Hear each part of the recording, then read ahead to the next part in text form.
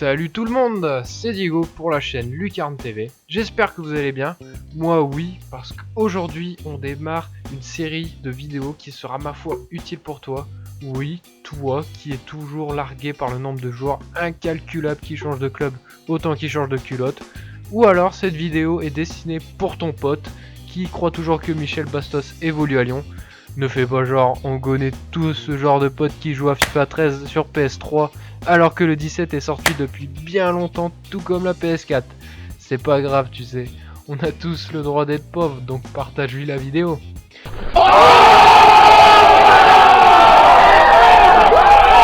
Ainsi, cette série de vidéos se veut hebdomadaire pour qu'on puisse garder l'essentiel de ce qui s'est passé chaque semaine sur le marché des transferts.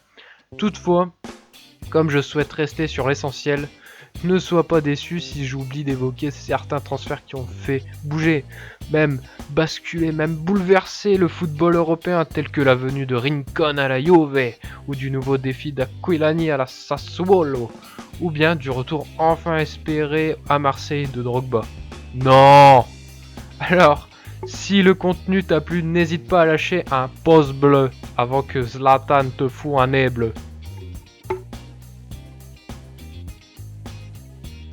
Alors tout d'abord, il faut savoir que tous les pays ne commencent pas et ne terminent pas le marché des transferts en même temps. Les horaires d'ouverture et de clôture varient selon les pays.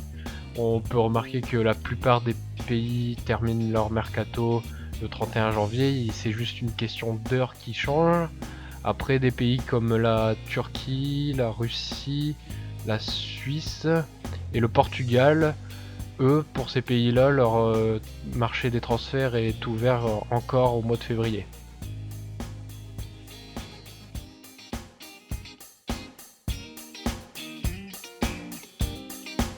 C'est officiel, déjà plusieurs joueurs ont signé leur nouveau contrat avec leur nouveau club en 2017.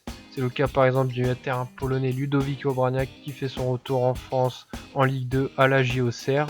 L'ancien milieu de Lille et de Bordeaux avait joué une saison au Maccabi Haïfa en Israël.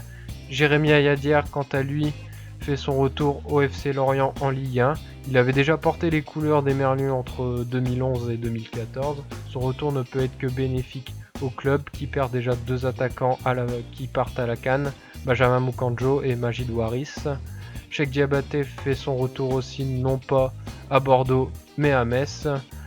Il a noté aussi deux prêts, Kaloulou qui a été prêté à Rennes et Berigo qui est de Montpellier qui a été prêté à un concurrent direct, Angers.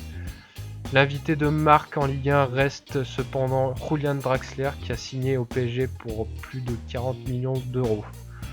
Après, Paul Nardi, le monégasque prêté en début de saison à Rennes, a été prêté pour la fin de saison au Cercle Bruges. Ntep, lui, a fait ses valises de Rennes et est parti à Wolfsburg pour moins de 10 millions. Le prix n'est pas encore certifié. On espère juste que Ntep retrouvera le niveau international qu'il avait acquis en 2014. Clément Langlais, qui jouait à Nancy, a été vendu au FC Séville pour remplacer Kolo Djezak qui lui est parti à Mönchengladbach. Dans les autres transferts à signaler, pas très important mais bon à noter quand même, Felipe Pardo, un attaquant colombien, est arrivé à Nantes. Il jouait avant en Grèce. Tarapt, lui... Walt Disney est fier d'annoncer que l'une de ses plus grandes aventures sera disponible sur vidéocassette pour la toute première fois au mois d'août. Disney présente son 25e classique d'animation, Taram et le chaudron magique. A été prêté au Genoa par le Benfica. Tarapt, lui, c'est pareil, c'est un peu dans le même cas qu'Ntep, un niveau phénoménal à ses débuts, mais il s'est perdu entre plusieurs clubs, quelques blessures. Arrivé au Benfica, on espérait tous qu'on retrouverait sa technique de malade mental sur les terrains, mais le Benfica a jugé l'an dernier qu'il était trop gros, bizarre. bizarre comme justification. Donc j'espère que au Genoa, il pourra à nouveau s'exprimer librement avant de retrouver la saison prochaine le Benfica. Après, il y a aussi Felipe Melo qui est parti de l'Inter pour retrouver sa patrie, c'est-à-dire le Brésil. Il jouera au club de Palmeiras. Après, on peut revenir aussi sur quelques transferts qui se sont passés en Chine. Des gros joueurs ont rejoint le championnat chinois dans le but de rendre le championnat plus attractif, mais il faudra, je pense, encore un moment pour le rendre attractif aux yeux de l'Europe et du monde.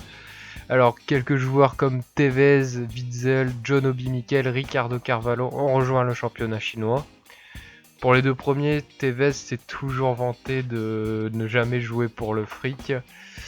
Malgré ça, il devient aujourd'hui le joueur le mieux payé avec le meilleur salaire du monde devant des joueurs comme Ronaldo, Ibrahimovic, tout ce que tu veux. Après, il y a aussi Axel Witzel. Alors lui, c'était tout un cirque sur internet. Ils ont ouvert une page pour donner des dons à la famille de Witzel. Pourquoi on lui donnerait des dons?